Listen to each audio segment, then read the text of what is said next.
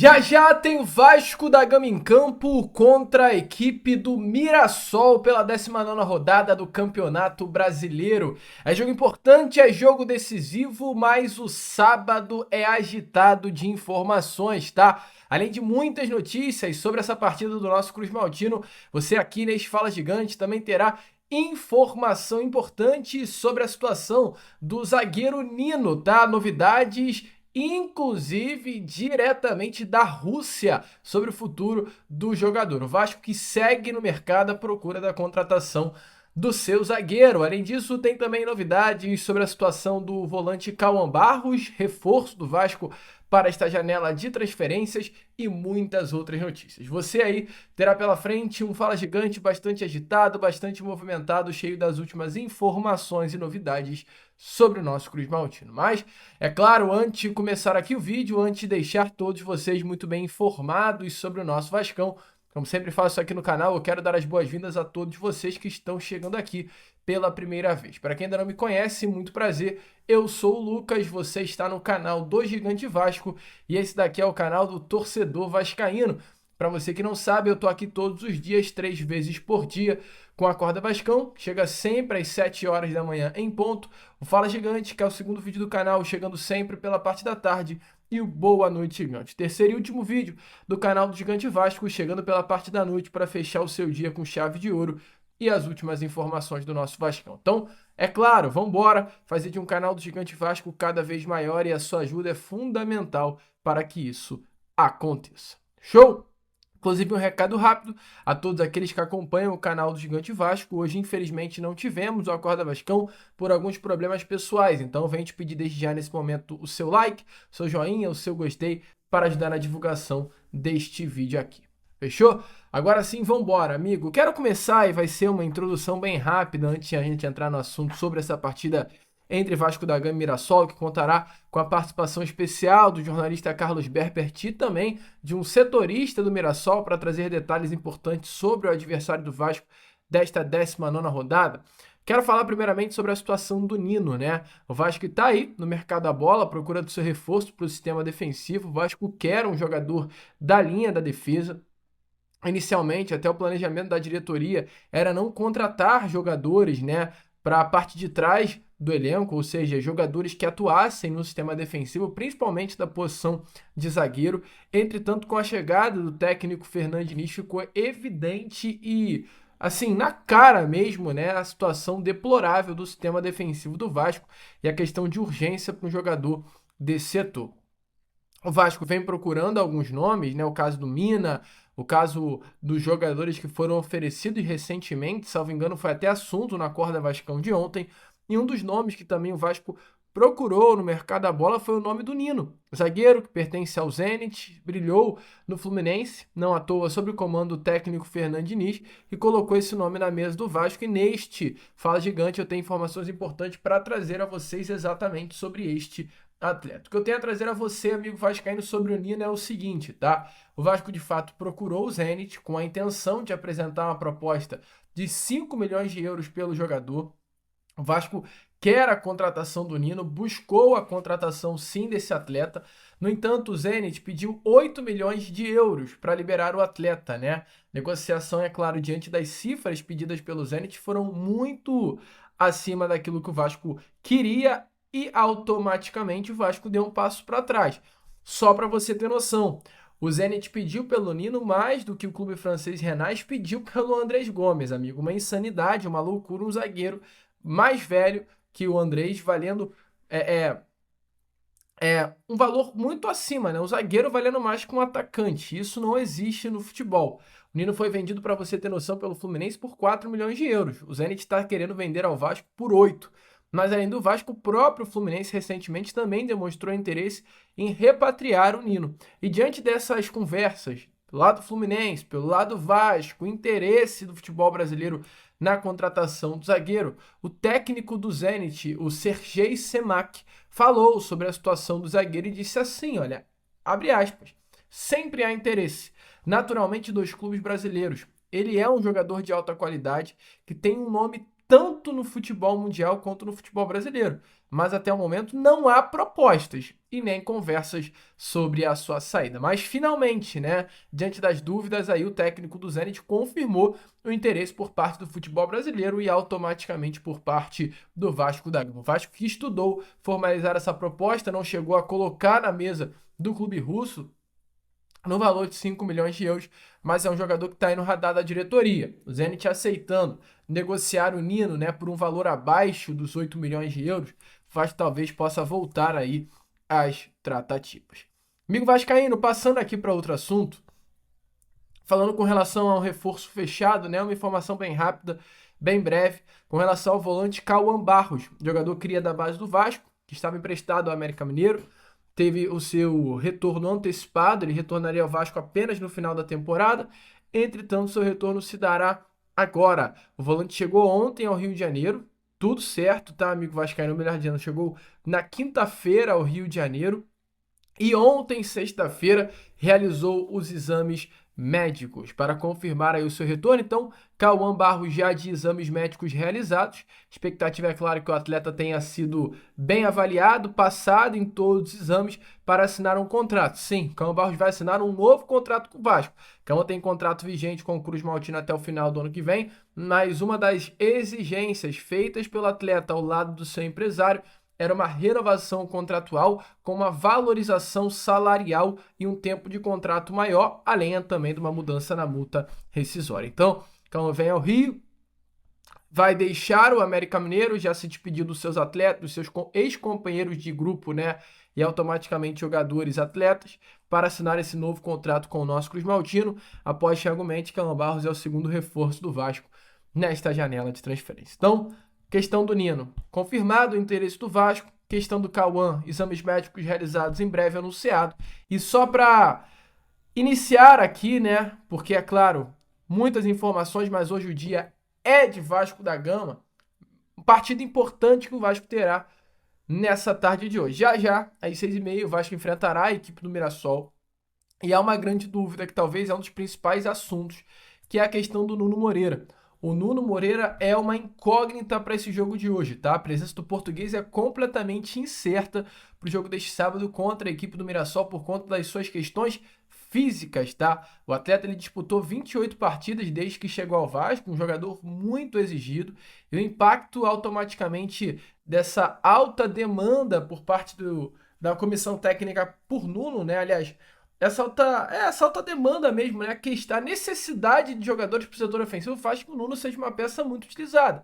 Isso vem forçando muito o jogador fisicamente, que automaticamente cai de produção. Nas últimas 6 partidas, o ponta esquerdo do Vasco não participou de nenhum gol. Então, nesse momento, há sim a possibilidade para esse jogo de hoje o Nuno ser poupado, tá? Ser cortado para outro jogador entrar no lugar. As outras opções ofensivas são Ryan, David, Verratti, Lloyd e Augusto, que podem ocupar aí a vaga do jogador. Mas, amigo, eu, Lucas, agora me ausento, porque a informação quem vai trazer é o Carlos Berbert, trazendo tudo para você sobre esse jogo entre Vasco e Mirassol. Então, alô, Carlinhos, vem com tudo aqui pro canal do Gigante Vasco, vem com tudo para esse Fala Gigante e deixa aí o torcedor vascaíno muito bem informado, do jeito que você sabe muito bem fazer. Fala, Lucas! Fala, rapaziada que acompanha o canal do Gigante Vasco, Carlos Berbert na área, como vocês podem ver. Eu tô num cenário um pouco diferente, tô estudando em pleno sábado, mas vamos ao que interessa. Tô passando aqui porque hoje é dia de Gigante da Colina em campo, então é dia também de pré-jogo aqui no canal,